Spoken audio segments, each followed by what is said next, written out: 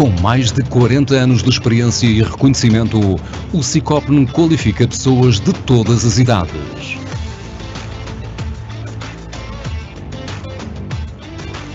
Este centro de formação ajuda-te a colocar mãos à obra para seguires a via profissional num ambiente de excelência, moderno, atrativo e acolhedor.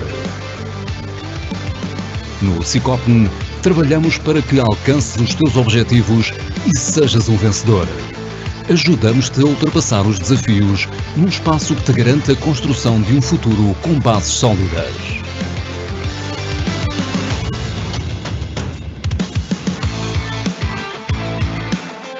Com os olhos voltados para o futuro e com uma forte aposta na inovação pedagógica, temos a solução para uma formação de sucesso que te ajudará a crescer.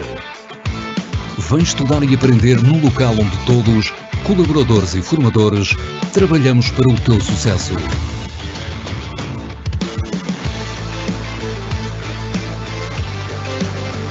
Orientados para as necessidades atuais das empresas, criamos a ponte perfeita para a tua entrada no mercado de trabalho. Estabelecendo parcerias, apoiamos os empresários, os trabalhadores e todos os candidatos às profissões no setor da construção civil e obras públicas. É bom estudar aqui.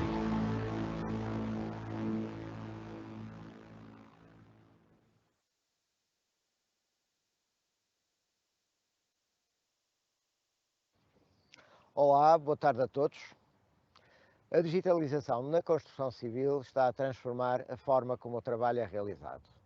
As novas tecnologias, como a modelação da informação da construção, o BIM, a análise de dados, a impressão 3D e a robótica, permitem que os profissionais da construção trabalhem de forma mais rápida, precisa e eficiente. Como resultado, o futuro do trabalho na construção civil será significativamente diferente do que é hoje. Uma das principais mudanças que a digitalização trará para o setor é a necessidade de novas habilidades e competências. Os profissionais da construção precisarão de aprender a trabalhar com novas tecnologias e ferramentas, desenvolvendo habilidades em análise de dados, programação e modelação dos sistemas complexos. Além disso, a comunicação e colaboração entre as diferentes partes envolvidas no projeto tornar-se-ão determinantes, já que a digitalização possibilita a colaboração em tempo real entre equipas de trabalho das diferentes especialidades e stakeholders. Outra mudança importante que a digitalização trará para a construção é a melhoria da segurança e da qualidade do trabalho. As tecnologias digitais permitem uma maior precisão e reduzem o risco do erro humano, conduzindo a projetos mais seguros e de maior qualidade. Além disso, a análise de dados em tempo real pode ajudar a identificar e corrigir problemas antes que eles se transformem em grandes problemas.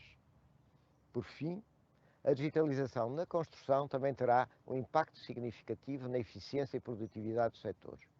As novas tecnologias permitirão que os profissionais da construção realizem tarefas em menos tempo e com maior precisão, o que contribui para reduzir os custos e aumentar a eficiência geral dos projetos. A robótica e a automação poderão assumir tarefas repetitivas e perigosas, libertando os trabalhadores para a realização de tarefas mais complexas e desafiadoras, logo mais atrativas. Em resumo, a digitalização na construção é o futuro do trabalho no setor, trazendo novas tecnologias e ferramentas que podem aumentar a eficiência, a segurança e a qualidade dos projetos. Os profissionais e trabalhadores da construção necessitarão de aprender novas habilidades e competências para se adaptarem às mudanças, mas as recompensas podem ser significativas para aqueles que abraçarem a mudança, sejam empresas, sejam trabalhadores. É neste contexto que em 2023 estamos comprometidos com a revisão das competências e qualificações do Catálogo Nacional das Qualificações, de modo a proporcionar ofertas de formação atualizadas e inovadoras para o setor da construção. Desejo a todos um bom webinário.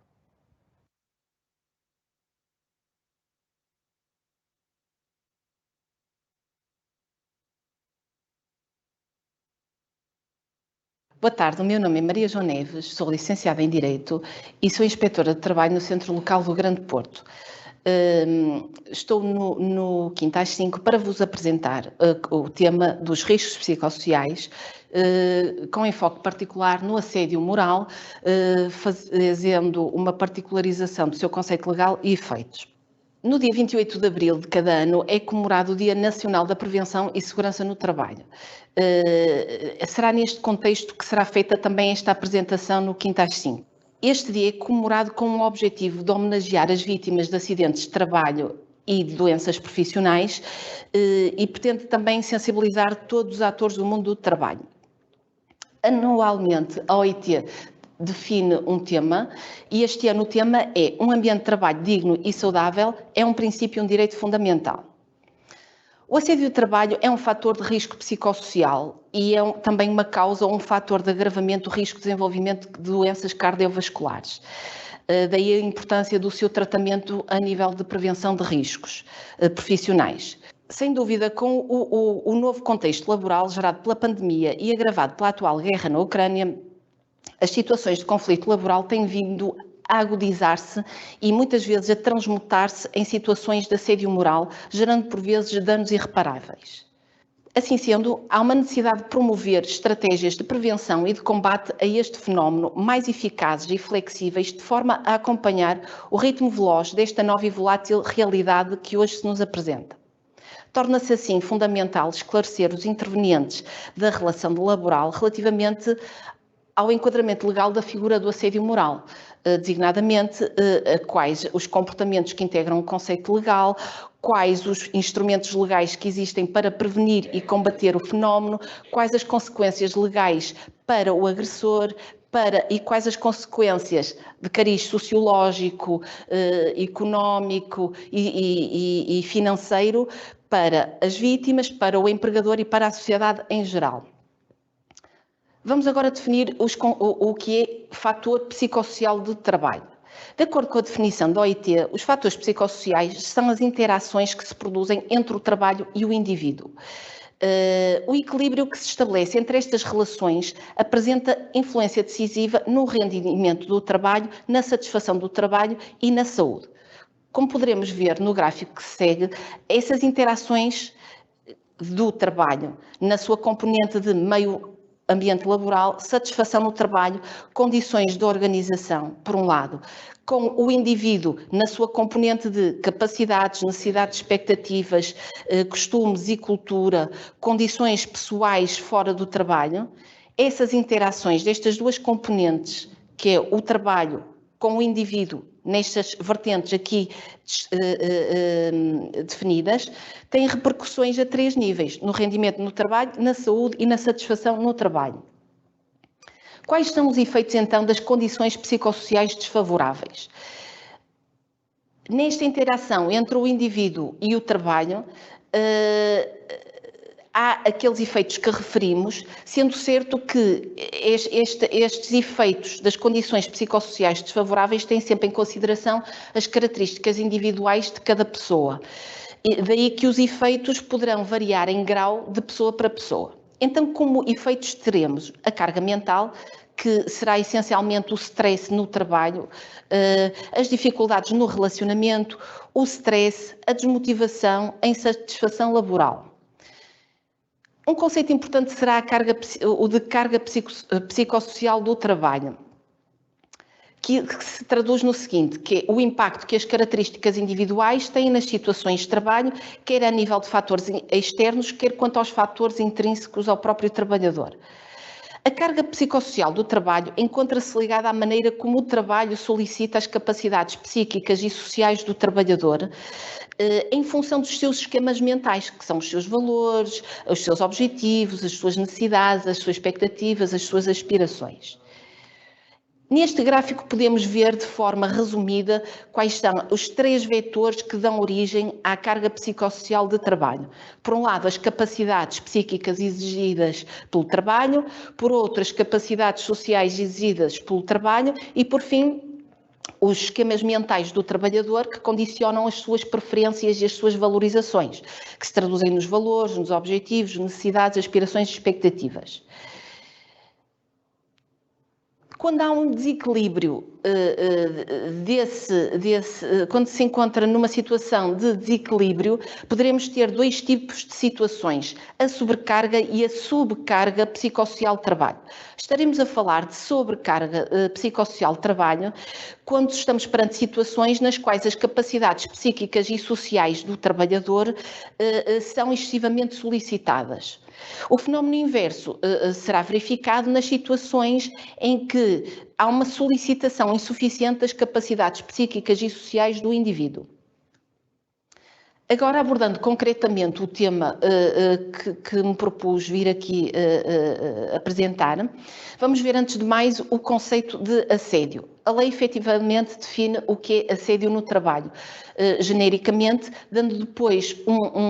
fazendo depois uma replicação desse conceito para a modalidade do assédio sexual. Portanto, temos o assédio no trabalho que conhece duas vertentes, que é o assédio moral por um lado e o assédio sexual por outro.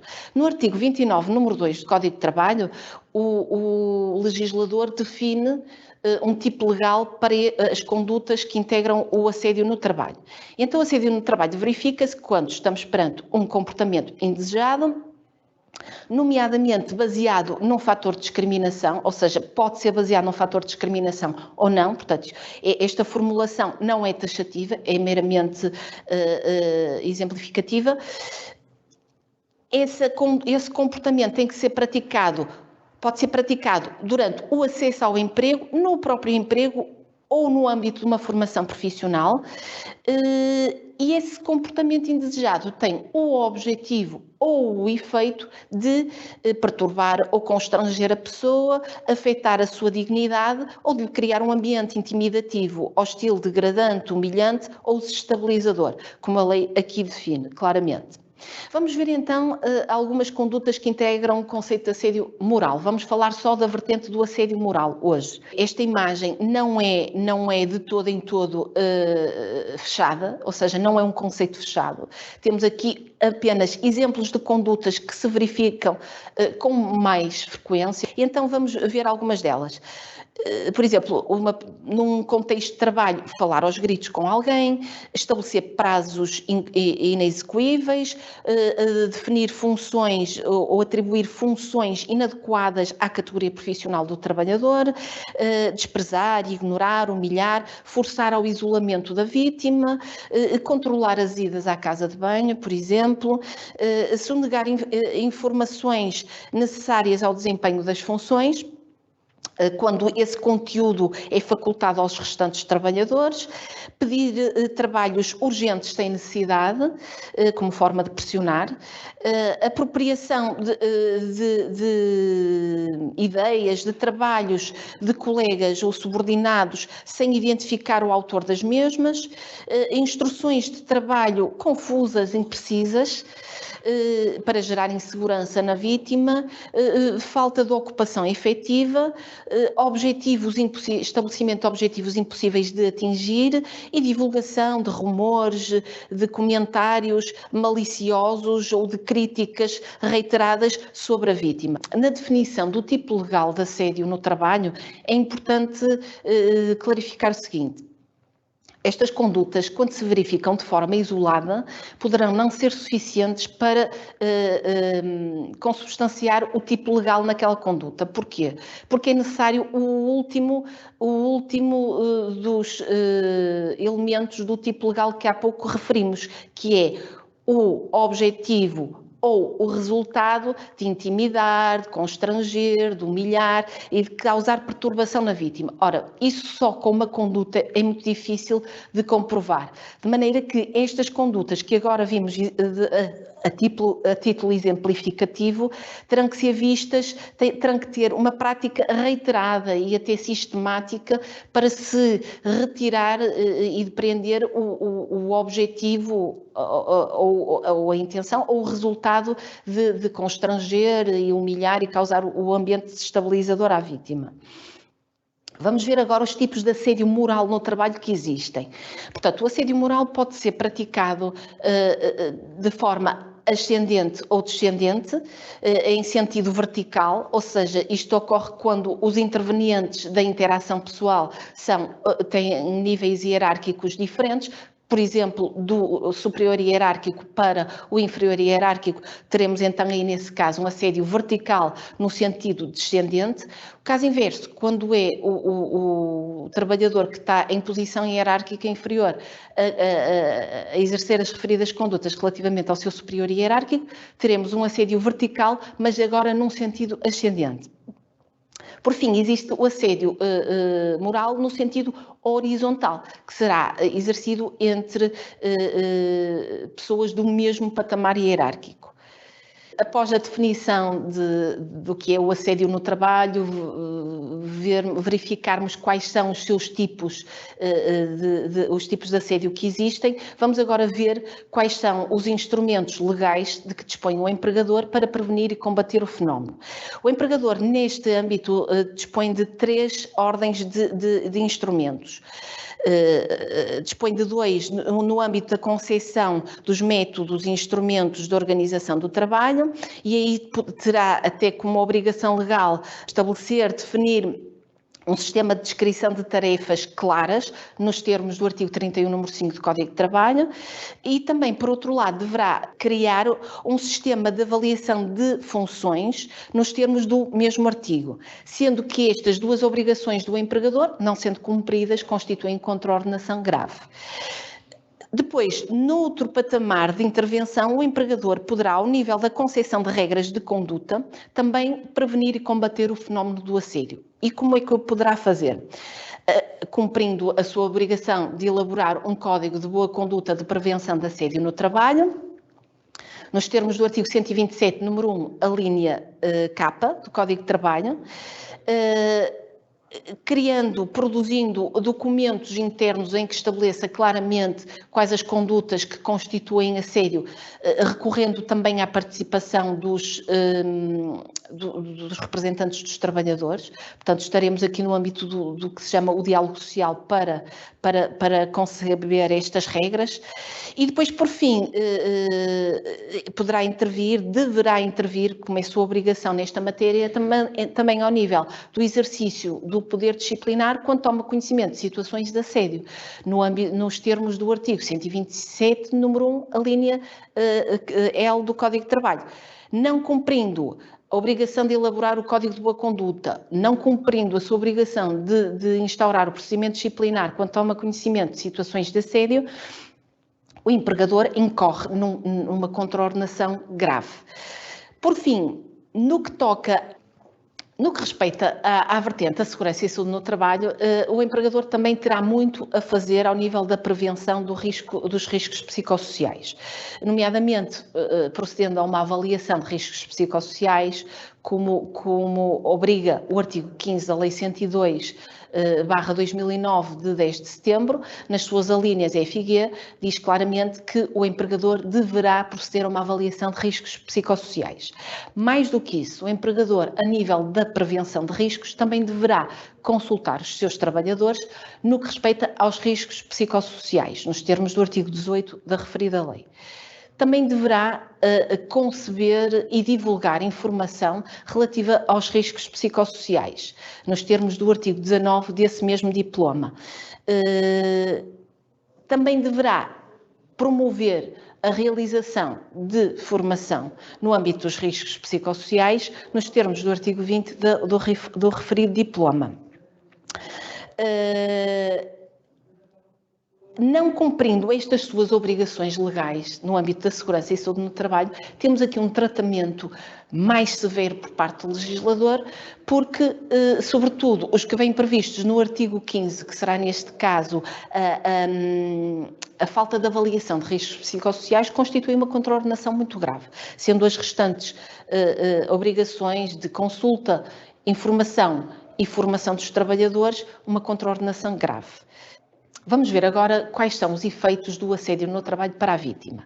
Será a deterioração da sua saúde e da sua confiança, a diminuição do seu desempenho profissional, o afastamento do trabalho por motivo de doença, com a consequência redução de rendimentos como resultado das baixas médicas, Em situações limite haverá perda de emprego e, por fim, os efeitos psicossomáticos, que serão o stress pós-traumático, que gerará também perda de autoestima, ansiedade, depressão, apatia, irritabilidade, perturbações da memória, perturbações de sono, problemas digestivos, problemas musculoesqueléticos, podendo até conduzir ao suicídio, em situações limite. Para o empregador, também o assédio acarreta efeitos. E quais são? A degradação das relações de trabalho na organização, uma maior probabilidade de ocorrência de acidentes de trabalho e de doenças profissionais, um aumento do absentismo dos trabalhadores, resultante das baixas que as vítimas acabam por terão que recorrer, a redução considerável da produtividade, uma maior rotatividade do pessoal, que acaba por, o trabalhador vítima de assédio acaba por abandonar o local de trabalho, e o aumento considerável dos custos da organização, consequência muito da redução drástica da produtividade, por um lado, e da rotatividade de pessoal, por outro, que acarreta custos de recrutamento. Para a sociedade, o assédio moral, além dos efeitos a nível social e psicológico, do ponto de vista económico, traz um impacto enorme como resultado do aumento da despesa pública resultante das baixas por doença pagas pelo Instituto de Segurança Social. Para o agente do assédio, podemos ver efeitos legais a 4 níveis, dependendo da qualidade que o agente do assédio assume, se é empregador ou trabalhador. Assim, teremos uma responsabilidade disciplinar se o agente for trabalhador, assim, nos termos do artigo 328 e seguintes, que prevê o poder disciplinar do empregador, que se conjugarmos com o artigo 128 do Código de Trabalho, define os deveres do trabalhador.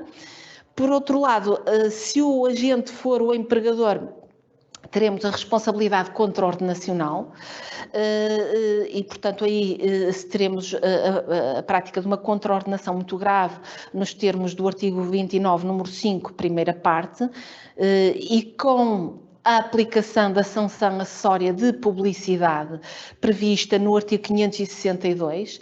Eu gostaria só de dar aqui 2 notas importantes relativamente à sanção acessória, que muitas vezes é esquecida. Além do sancionamento por contraordenação muito grave, ou seja, o pagamento da coima, ainda vem associada a esta contraordenação, por ser uma contraordenação muito grave, a sanção acessória de publicidade. Publicidade no site da Autoridade para as Condições de Trabalho. Acontece que no artigo 563 vemos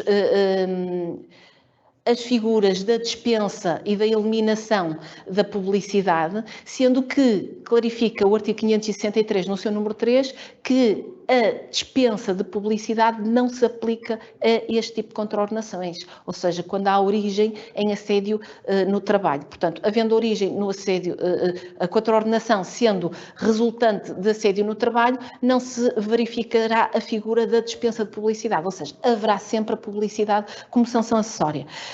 Acresce ainda que, se houver uma reincidência na conduta de assédio, prevê também a lei que o empregador, além da sanção acessória de publicidade, poderá estar também sujeito a mais 2 sanções acessórias, que será a proibição de exercício da atividade até um período de 2 anos, ou então a proibição de participar em arrematações públicas ou contratações públicas até ao período de 2 anos. Portanto, temos aqui medidas também muito gravosas para os reincidentes. Outra das responsabilidades previstas será a responsabilidade civil quando se verifica dano na vítima. Pode ser o dano material ou dano moral. Sendo certo que no dano material temos que atender às suas 2 componentes, que é, portanto, o prejuízo efetivamente sofrido pela vítima como resultado daquela conduta danosa e, por outro lado, os lucros cessantes que a vítima acaba por perder como resultado daquele dano. Este enquadramento está previsto no Código Civil e, portanto, a sua responsabilidade será sacada ao nível dos tribunais civis, como veremos adiante. Por fim, teremos a responsabilidade criminal, como o próprio artigo 29, número 5, na sua parte final, define. Portanto, define que é uma contraordenação, contudo, não exclui a possibilidade de constituir um crime. Vamos agora ver de forma esquemática como é que estas responsabilidades se conjugam em cada um dos tipos de agente. Se tratar de um empregador, uma mesma conduta poderá dar origem a uma responsabilidade contraordenacional ou a uma responsabilidade criminal, nunca as duas simultaneamente. Poderá haver simultaneamente uma responsabilidade civil se houver um dano na vítima. Quando o agressor, quando o agente da conduta é trabalhador, então temos uma responsabilidade disciplinar, uma eventual responsabilidade criminal e uma eventual responsabilidade civil. Considero importante falar neste princípio ne bis in idem, precisamente por causa daquela situação em que, quando é o empregador, o agressor, podemos estar numa situação de concurso de responsabilidade. Concurso, responsabilidade contraordenacional com a responsabilidade criminal. E a Constituição, no seu artigo 29, número 5, estabelece este princípio que se traduz essencialmente no seguinte princípio, de que ninguém poderá ser julgado mais do que uma vez pela prática do mesmo crime. A Constituição refere literalmente mesmo crime, sendo certo que há jurisprudência que faz uma interpretação extensiva desta concepção legal, considerando mesmo conduta ilícita. Do ponto de vista contraordenacional, o artigo 20 do regime jurídico que estabelece o ilícito de mera ordenação social vem estatuir o seguinte: se o mesmo facto constituir simultaneamente crime e contraordenação, será o agente sempre punido a título de crime, sem prejuízo da aplicação de sanções acessórias previstas para a contraordenação. É importante fazermos aqui uma reflexão sobre este artigo, que vem essencialmente a dizer que havendo um concurso entre a contraordenação e o crime, o agente será punido pela responsabilidade mais gravosa, porque a censurabilidade social é maior, portanto será sempre punido a título de crime.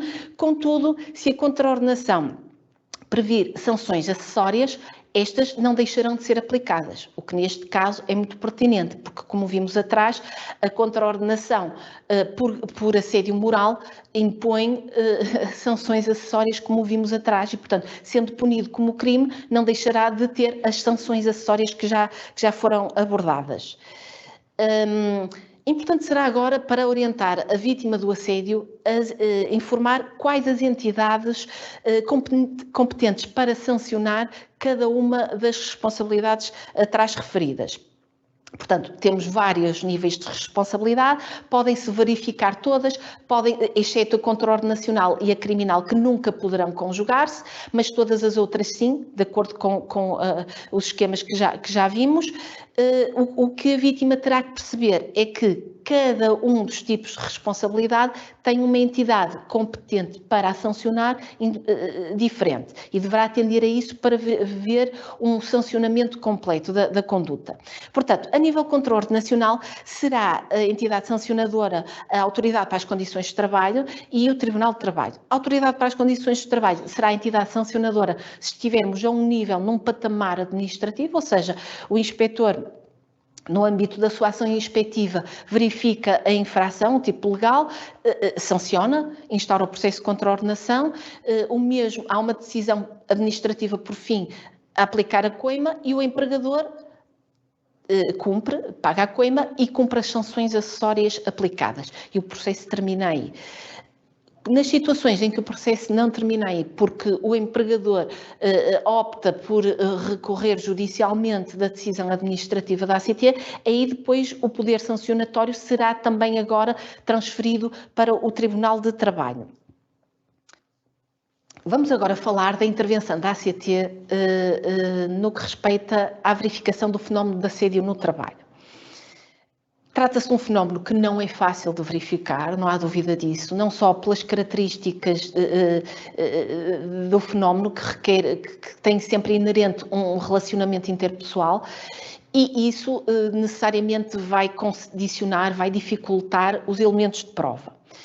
A ACT, o inspetor de trabalho neste caso, tem como função verificar factos, não julgar provas. Portanto, o que o inspetor vai fazer é verificar os factos que existem, de forma imediata ou imediata, direta ou indireta, mas verifica factos. Ao contrário do tribunal. O tribunal o que faz é apreciar as provas que as partes carregam para o processo. E para isso, no âmbito do processo penal, tem regras de livre apreciação da prova que lhe permitem recorrer à experiência do decisor, etc. Além de que há o princípio da admissibilidade de todas as provas que não são proibidas por lei. Portanto, no âmbito do tratamento da prova, o tribunal tem uma competência muito mais alargada e de facto, é o tribunal que tem essa competência de apreciar a prova. A ACT, o inspetor, vai verificar os factos, vai verificar as provas que existem para depois decidir se de facto se verifica o tipo legal que acabamos de ver há pouco no artigo 29, número 2 do Código de Trabalho, que define a conduta de assédio. Perante uma situação com que o inspetor se confronte no local de trabalho que constitua assédio, deverá desenvolver todo o processo contraordenacional, dando origem à autuação, naturalmente, e à promoção também da aplicação das sanções acessórias de que já falamos. O que é que a vítima pode fazer numa situação em que se encontre a ser vítima de assédio? Deverá recorrer ao nosso site, que aqui vem mencionado nesta imagem. Aqui está assinalado na imagem do nosso site o lugar onde deve aceder ao formulário próprio para pedir a intervenção inspectiva por situação de assédio. Mostro-vos agora aqui o formulário usado pela vítima para solicitar a nossa intervenção. É este especificamente, temos um formulário próprio. No âmbito da ação inspectiva, o inspetor, verificando situações que configuram a situação a contraordenação de assédio no trabalho, irá instaurar o processo contraordenacional devido. Pode acontecer que a verificação que o inspetor faz no local constitua crime, dada a gravidade das condutas que verifica. Isso é raro de acontecer, mas não é impossível. E, portanto, se o inspetor verificar no local condutas cuja gravidade extrapolam a responsabilidade contraordenacional,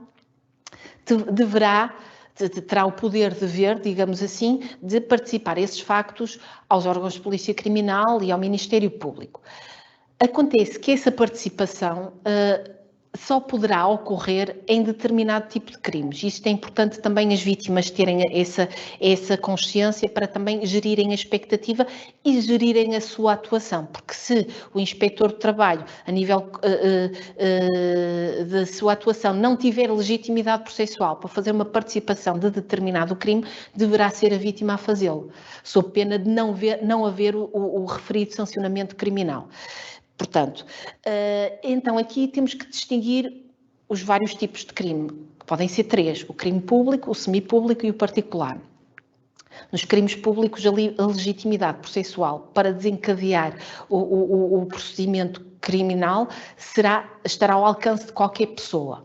No crime semipúblico, já dependerá de a queixa ou participação da vítima. No particular, além da queixa ou participação da vítima, terá que haver também uma constituição de assistente por parte da vítima, a nomeação de um mandatário para depois deduzir uma acusação particular junto ao tribunal. Portanto, vendo estes três tipos de crime, temos que atender que a legitimidade processual da ACT, neste caso do inspetor de trabalho, para participar dos crimes, vai cingir apenas aos crimes que são públicos. Relativamente aos semipúblicos e aos particulares, terá que ser efetivamente a vítima a desencadear o procedimento criminal, junto das entidades competentes. O assédio moral, apesar do Código de Trabalho, no seu artigo 29, número 5, conceber a responsabilidade criminal para as condutas de assédio no trabalho, certo é que, à presente data, não há um tipo legal para o crime de assédio no trabalho. Contudo, existem vários tipos legais de condutas que configuram também assédio. Daí que pode haver a tal responsabilidade criminal que o próprio Código de Trabalho concebe, mas por prática de determinadas condutas em concreto, que podem ser inúmeras. Aqui só estão agregadas neste quadro algumas das eventuais e que serão as mais frequentes condutas que se verificam num contexto de assédio no trabalho. Por exemplo, num crime de ofensa à integridade física, que pode assumir uma forma simples, uma forma grave, uma forma qualificada, uma forma privilegiada, temos aqui só neste crime, nas suas várias tipologias, diferentes classificações de crime, que vão desde o semipúblico ao público. A vítima, nestes casos, o que deve fazer é analisar a conduta do agressor, ver qual a gravidade que a conduta assume e, de acordo com essa gravidade, integrá-la no tipo legal, num destes tipos legais, por exemplo, no da ofensa à integridade física, para depois perceber se, no âmbito da sua participação dos factos da ACT, a ACT terá legitimidade processual ou não para dar origem ao processo criminal, fazendo a participação aos órgãos de polícia criminal e ao Ministério Público. Portanto, neste caso, só nos crimes com a forma grave, qualificada e privilegiada. Isto só no exemplo da ofensa à integridade física.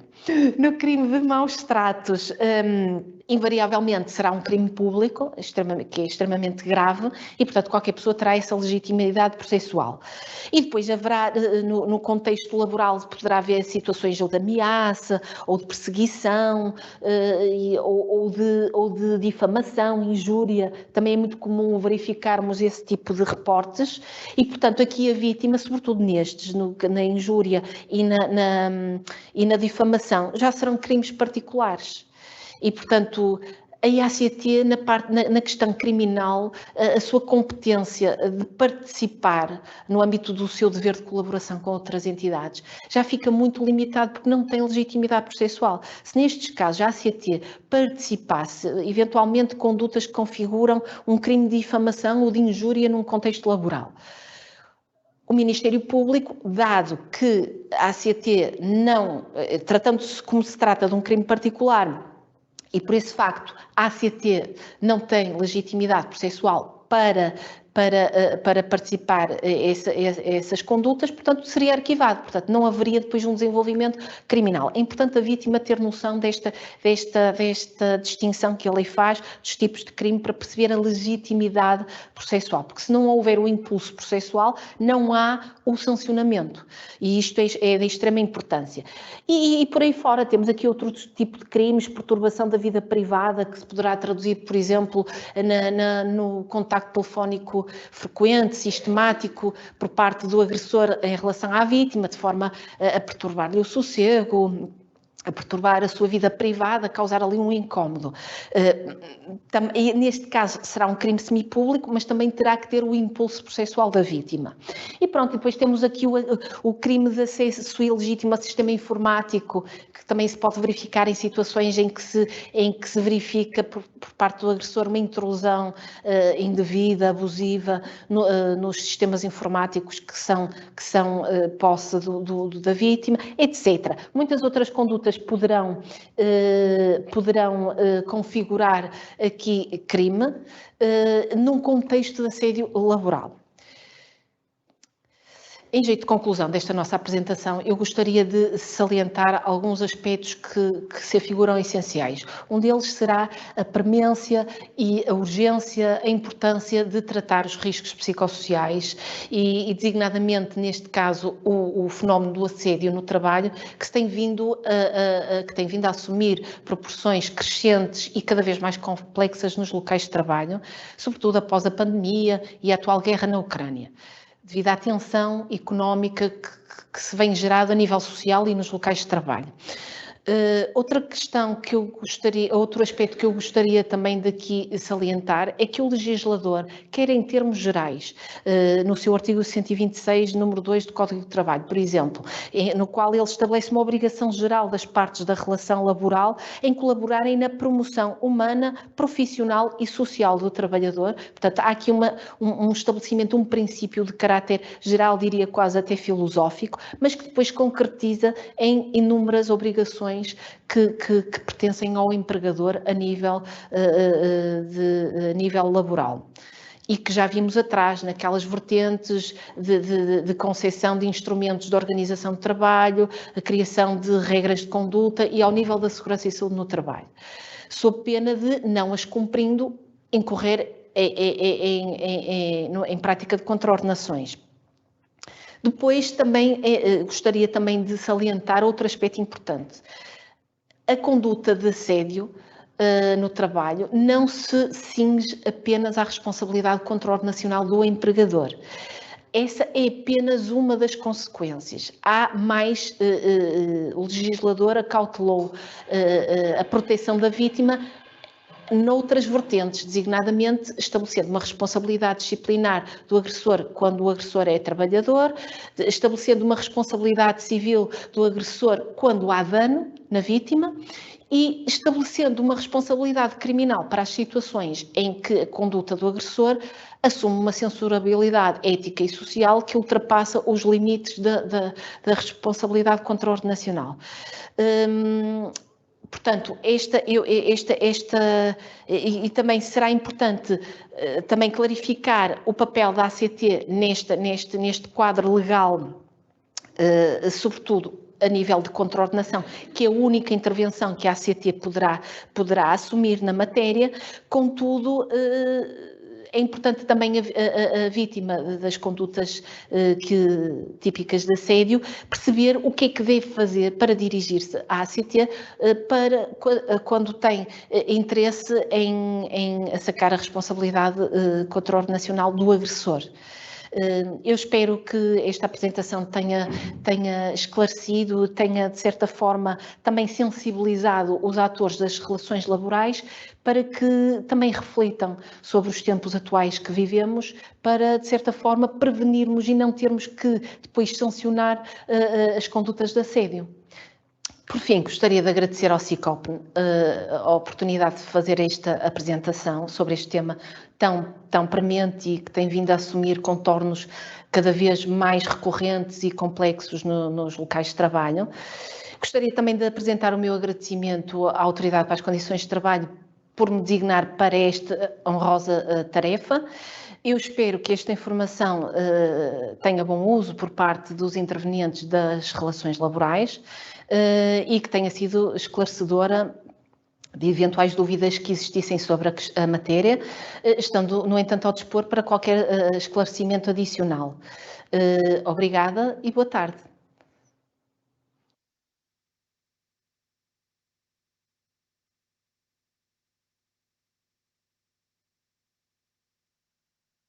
Olá, boa tarde a todos. Agradecemos aqui mais uma vez pela presença e pela participação de toda a gente. Quero agradecer em primeiro lugar à ACT, na pessoa da doutora Maria João, porque realmente eles têm sido uns excelentes parceiros neste nosso evento quinta às 5.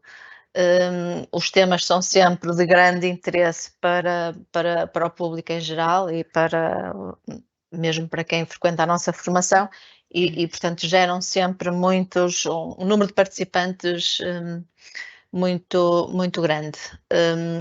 Eu creio que foi esclarecedor e nós depois também vamos deixar esta apresentação disponível.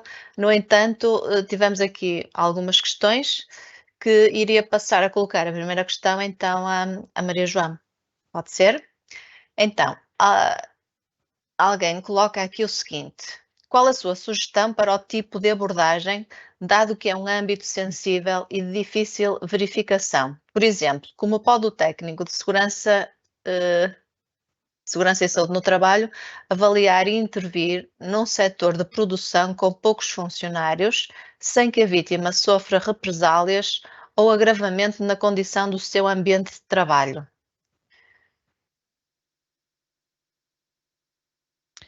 Boa tarde e obrigada pela questão colocada, que é muito pertinente. É de facto uma matéria, como eu referi, de difícil alcance e abordagem, também pelos profissionais que têm a função de internamente nos locais de trabalho tratar a matéria.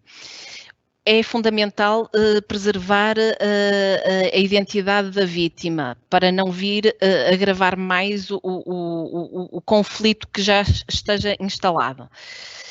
Como técnico superior de segurança e saúde no trabalho, as sugestões que eu faria era, como vimos atrás, a intervenção no âmbito da segurança e saúde no trabalho para prevenir o assédio. Há aquelas intervenções a nível da avaliação de riscos, a realização da consulta aos trabalhadores, que deverá ser feita pelo menos uma vez por ano, a disponibilização de informação sobre o tema e a formação na área. Como fazer isso portanto, para prevenir o contexto, a situação de assédio, o técnico deverá intervir nessas vertentes mencionadas, na avaliação de riscos, fazendo uma abordagem genérica, por exemplo, por posto de trabalho, possivelmente pode ser um local onde haja só um posto de trabalho ou dois, como referiu, era um local com poucos trabalhadores. Contudo, mas se fizer a avaliação de riscos, não pode mencionar a pessoa, mas pode mencionar o posto de trabalho, a atividade, a tarefa.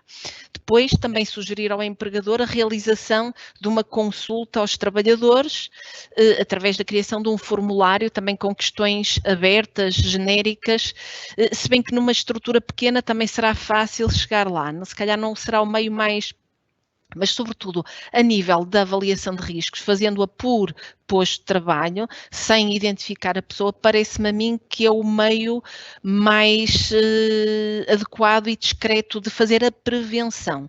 Outra coisa que eu também considero que pode ser importante nesse tipo de situações é articular o trabalho do técnico de segurança e saúde com o da medicina no trabalho. Muitas vezes essa articulação não é tão próxima quanto desejável, mas nessas situações em particular pode ser muito útil, será certamente muito útil, portanto, envolver o médico de trabalho para a resolução dessa questão.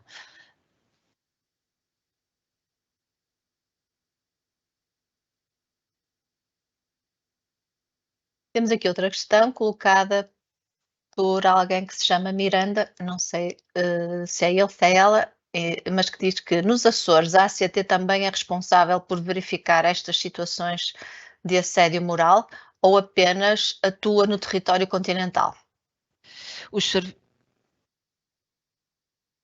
Também é uma questão pertinente. Os serviços desconcentrados da ACT, todos eles têm competência para abordar todas as questões relativas à vivência laboral. Portanto, os Açores e a Madeira também não serão a exceção.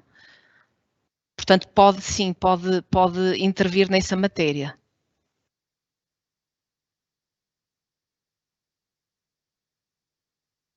Outra questão colocada é se as empresas são obrigadas a ter um código de conduta para o combate ao assédio. De acordo com o artigo 127, número 1, a linha K do Código de Trabalho, essa obrigação existe sim, mas para empresas com 7 ou mais trabalhadores.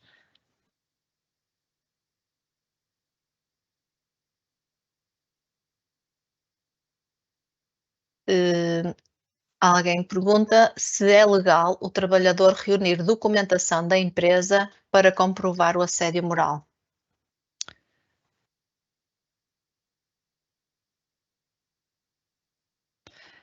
Ora, essa é uma questão com alguma complexidade, porque depois podemos entrar aí no problema da prova ilegal e até o próprio trabalhador incorrer em algum tipo de crime. Na reunião de prova para comprovar a situação de assédio, o trabalhador deve ser muito cauteloso. Portanto, dentro da documentação que estiver à sua disposição, ele poderá usá-la como meio de prova. Vamos imaginar que para a situação em concreto há algum documento, que é um documento interno da empresa, ao qual o trabalhador não tem acesso, nem pode ter.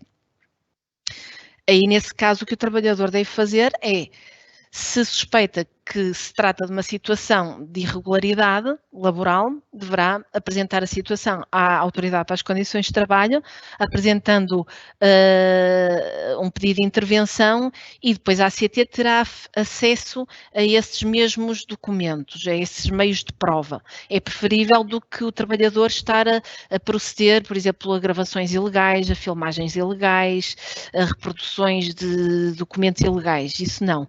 Portanto, o ideal é, de acordo com os documentos que dispõe, muito bem, apresentá-los e reunir os meios de prova. Relativamente ao que não estiver ao seu alcance, deverá fazer um pedido de intervenção à ACT, que no âmbito da sua atividade inspectiva terá acesso, possivelmente, aos documentos que serão necessários para a situação.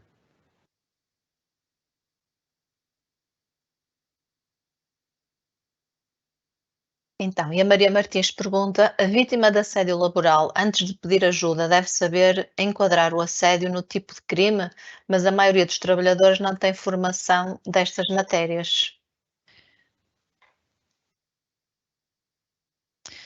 É verdade, isso é um facto, que isto requer algum conhecimento jurídico mais aprofundado. O importante aqui não é se conhecer, se tiver uma ideia ainda que tenue do enquadramento legal da situação do ponto de vista penal, seria excelente, mas isso não está, nem tem que estar ao alcance do cidadão médio. O que deverá ter em atenção o trabalhador é, tendo em conta o contexto com que se deparou, ver se efetivamente é uma situação que justifica ou não, primeiro até uma intervenção contra a ordem nacional, que tem uma censurabilidade ética e social menos gravosa. Portanto, vendo o tipo contra a ordem nacional do artigo 29. Para não haver a banalização do assédio, que também é um fenómeno que ultimamente se tem verificado. Tem-se verificado as duas situações. Não se, por um lado, há alguma banalização, ou seja, a tendência crescente tem havido para considerar o mero conflito laboral, que sempre existiu e sempre vai existir no contexto laboral, que é, no fundo, aquela divergência de vontades e de interesses entre os intervenientes da relação laboral. O problema é quando esse conflito laboral se converte num assédio, que já constituirá um quadro mais sério, mais gravoso, e a própria jurisprudência também não banaliza as situações de assédio, ou seja, não considera assédio uma mera situação de conflito. Tem que haver ali um quadro vexatório, humilhante, degradante, portanto, algo ainda que não seja comprovada a intenção de criar esse quadro, haja esse efeito, através de provas de que a conduta do empregador criou esse sentimento e esse mal-estar no trabalhador e até com repercussões na sua saúde. Portanto, o ideal é, havendo uma situação de um comportamento que se já esteja a antever como sendo irregular, ver também até que ponto, por exemplo, vou dar um exemplo, se calhar será mais fácil. Muitas vezes reporta-se situações de ou um colega ou um superior hierárquico ou até o próprio empregador dirigir numa linguagem completamente inadequada um discurso para o colega, para o subordinado ou para o seu trabalhador. Ou então difamando. Ora bem, essa conduta é incorreta do ponto de vista laboral, e se estiver num quadro que preencha o tipo legal do artigo 29 do Código de Trabalho, será uma situação de assédio moral no trabalho e, portanto, deverá ser sancionada nesse contexto. O que não exclui também o sancionamento a nível criminal se a situação for de tal maneira gravosa e que possa constituir, por exemplo, um crime de injúrias ou um crime de difamação. Portanto, tem que haver aqui, a partir do momento em que se percebe que o comportamento do interlocutor não é adequado, tem que se perceber ou procurar perceber, porque não temos todos que conhecer o enquadramento legal, nem pouco mais ou menos, mas temos que tentar depois perceber a seguir onde é que podemos enquadrar essa conduta? Porque o trabalhador fazendo um pedido de intervenção à ACT, vamos imaginar que é uma situação até extremamente grave, que configuram também um crime ou de injúrias ou de difamação, ou seja, o interlocutor ou está a insultar ou está a difundir boatos, informações falsas e depreciativas sobre aquele trabalhador. A situação poderá constituir um crime. E aí, se o trabalhador apenas reportar a situação à ACT, a ACT, como se trata de um crime particular, as injúrias ou a difamação, não vai poder participar ao Ministério Público ou aos órgãos de polícia criminal e, portanto, do ponto de vista criminal, essa conduta não vai ser sancionada, a menos que o trabalhador tenha conhecimento de que efetivamente é uma situação que tem que ser ele a participar aos órgãos de polícia criminal, tem que se constituir assistente e depois tem que fazer uma acusação particular junto do tribunal. Portanto, é todo um procedimento processual penal próprio, diferente, para o qual a ACT, o Inspetor de Trabalho, neste caso, não tem competência processual, legitimidade processual.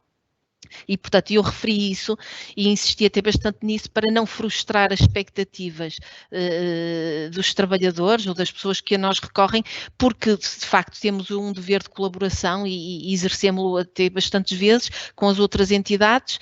Contudo, temos um limite, que é a legitimidade processual, que nestes casos, quando a situação configura crime, não passará do crime público. Portanto, o crime semipúblico e o crime particular dependerá única e exclusivamente da iniciativa do trabalhador. No entanto, gostaria só também para tranquilizar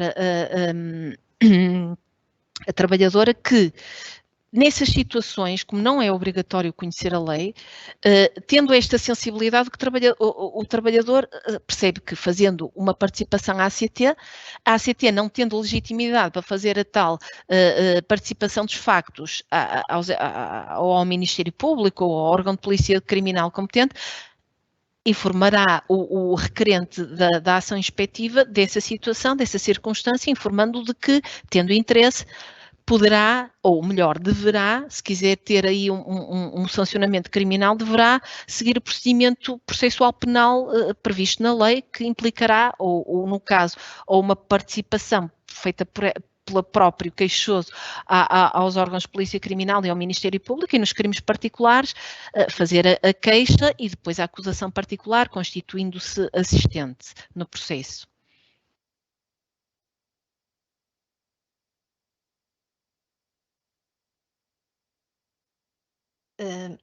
Maria João, a ACT atua no setor público e no setor privado?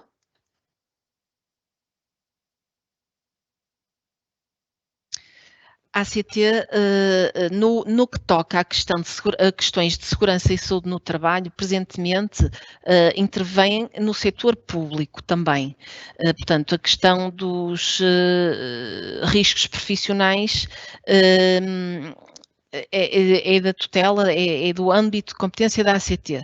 A questão do assédio no trabalho é uma questão que já é tratada por outro organismo público, que será a Inspeção-Geral de Finanças, e também será o organismo que tutela, ou melhor, o Ministério que tutela o organismo onde a situação ocorre. Ou seja, neste caso, a vítima deverá, em primeira instância, se assim preferir, abordar a Secretaria-Geral, o órgão competente do Ministério que tutela o seu serviço, ou então ir logo diretamente e preencher o formulário que a Inspeção-Geral de Finanças disponibiliza no seu site.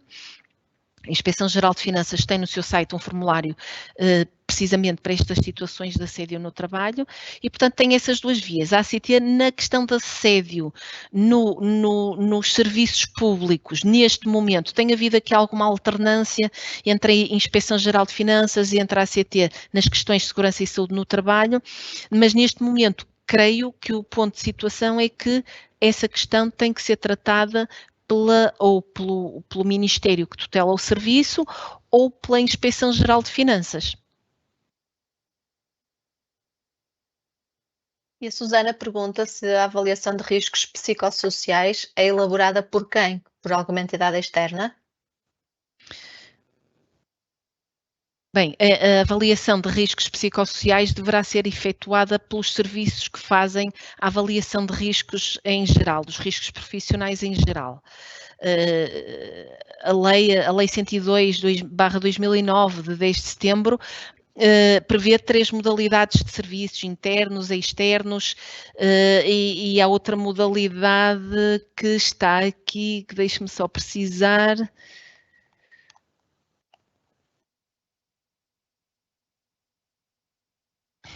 Só para dar uma informação mais precisa. Portanto, eu até vou indicar aqui o tipo de serviços que podem. Essa questão é pertinente porque, portanto, comuns, internos, externos ou comuns. Portanto, quem vai, eu posso também já concretizar, na Lei 102/2009, de 10 de setembro, a organização dos serviços de segurança e saúde no trabalho está prevista nos artigos 73 e seguintes, sendo essa questão da modalidade prevista no artigo 74.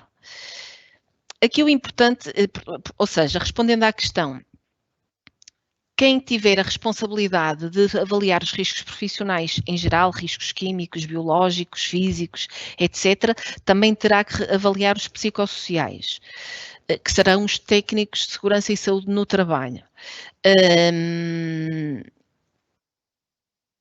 Agora, tecnicamente, as habilitações de quem faz essas avaliações será alguém que tenha uma formação técnica nessa área, de técnico superior de segurança e saúde no trabalho. Não é necessariamente um psicólogo. Se calhar para responder mais diretamente à questão, não terá agora, atualmente, não há uma exigência legal de que seja, esse tipo de riscos seja feito especificamente por um psicólogo ou um psiquiatra.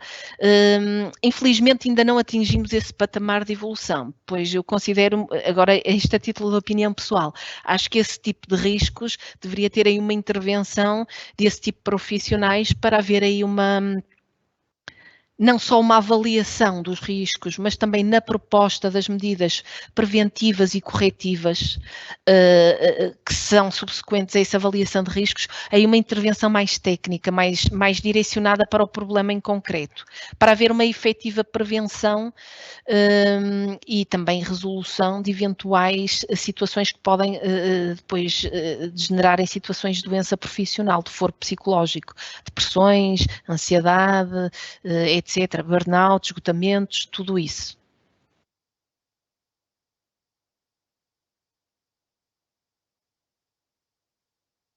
E alguém também pergunta quais são os métodos mais adequados para se proceder a uma boa avaliação de risco nos postos de trabalho? Entrevistas?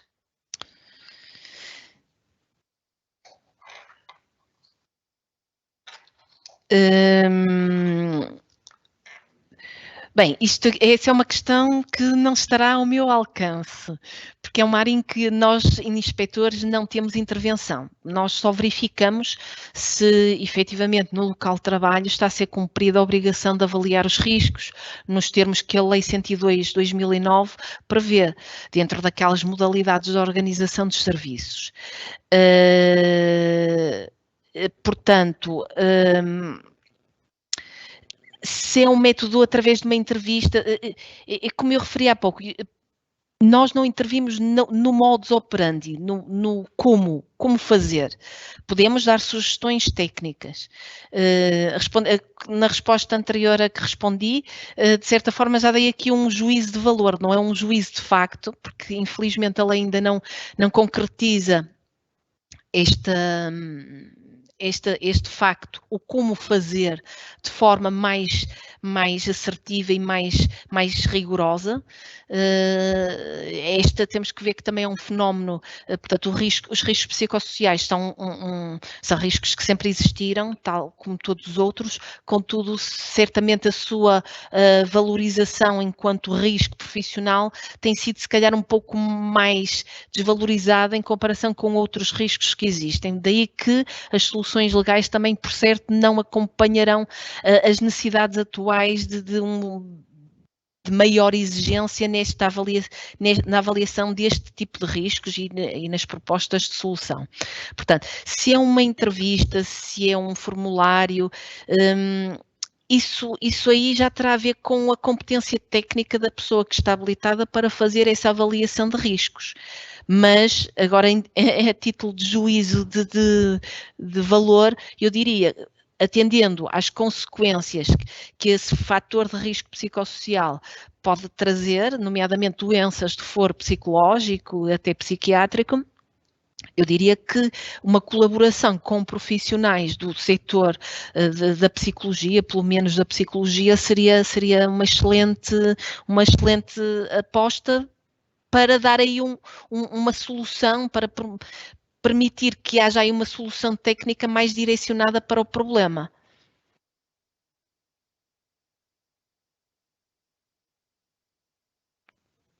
E agora vamos então tentar responder à última pergunta, que alguém quer saber se o médico do trabalho irá atuar certamente sobre a vítima, mas como abordar ou implementar medidas para que a causa seja eliminada ou controlada.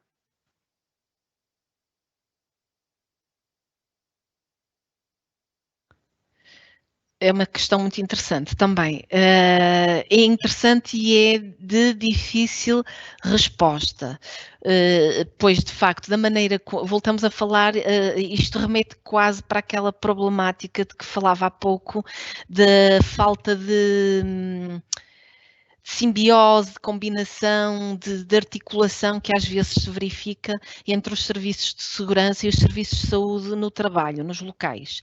Pois, efetivamente, o médico de trabalho tem normalmente, o clássico é ter o acesso ao trabalhador no âmbito da sua consulta, eventualmente com uma consulta de documentos, avaliação de riscos, eventualmente, sendo certo que é importante. E agora mais uma vez um juízo de valor. Mais uma vez eu até reitero que deveria haver uma maior, na minha opinião, naturalmente, uma maior colaboração entre os serviços de segurança de segurança com os de saúde no trabalho, visto que a avaliação de riscos psicossociais vai ser efetuada pelo técnico de segurança e saúde no trabalho e depois as consequências, o impacto do trabalho no trabalhador vai ser muitas vezes aferido pelo médico de trabalho. E se houvesse aí uma combinação, uma colaboração mais estreita entre esses dois intervenientes nessa matéria da segurança e saúde no trabalho, o resultado seria mais eficiente e mais eficaz. Como atuar o médico de trabalho na fonte, não é? Na fonte, porque só vê o resultado, lá está, o resultado no trabalhador, na vítima, não tendo acesso direto, teoricamente, ao agressor. Pode ter através se fizer uma análise cuidada da avaliação de riscos,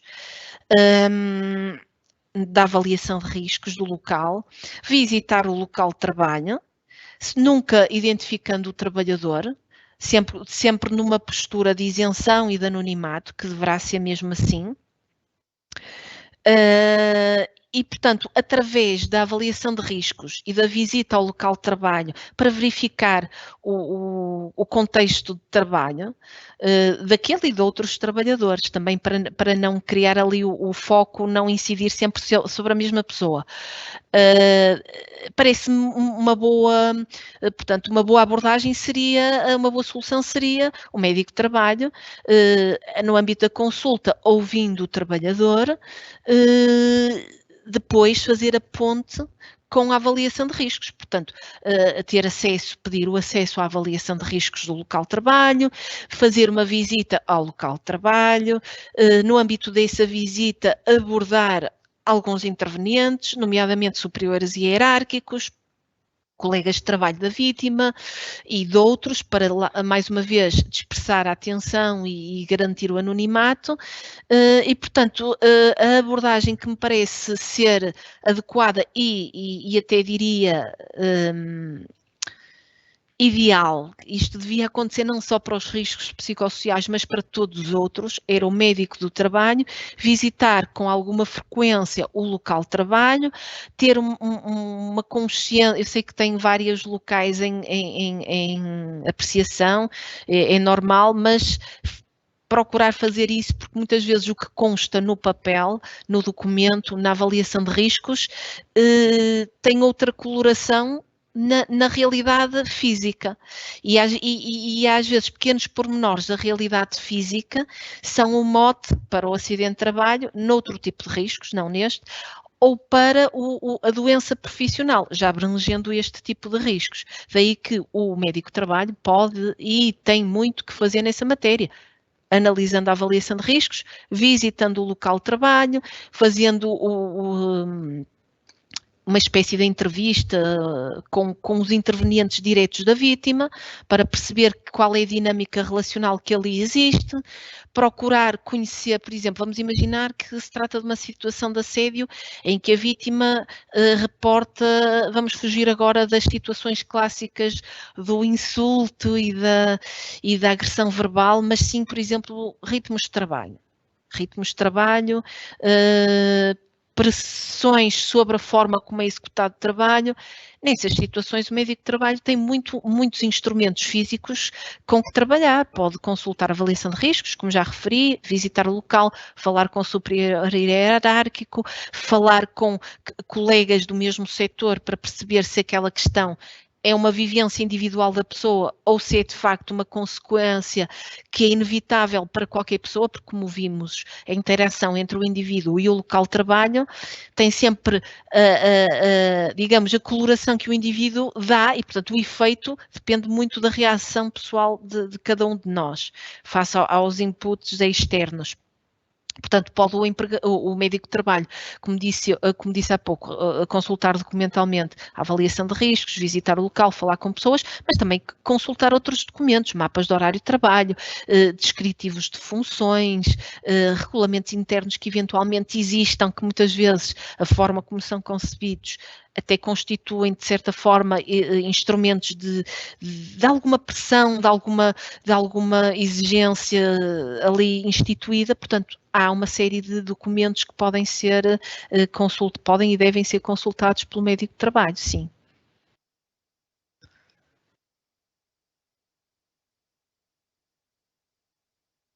Bom, e não temos mais questões. Nós sabemos que isto é um tema, pronto, para além da atualidade, é um tema que daria aqui para nós ficarmos a conversar muito mais tempo e a esclarecer muito mais questões, mas realmente o apelo que deixamos é que façam isto que foi dito aqui durante este webinário e, portanto, existem os meios que as pessoas poderão encontrar para poder dar conta de todas as situações.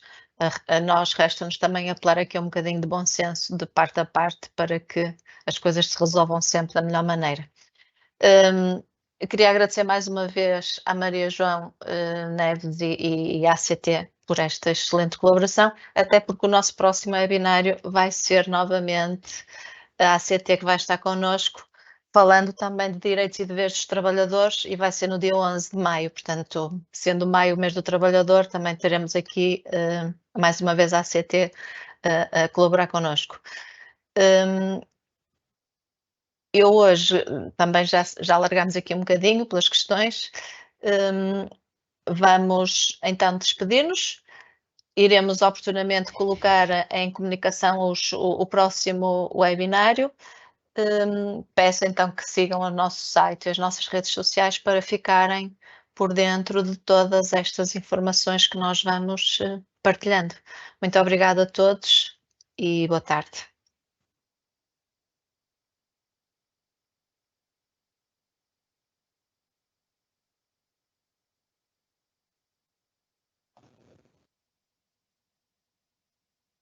Eu gostaria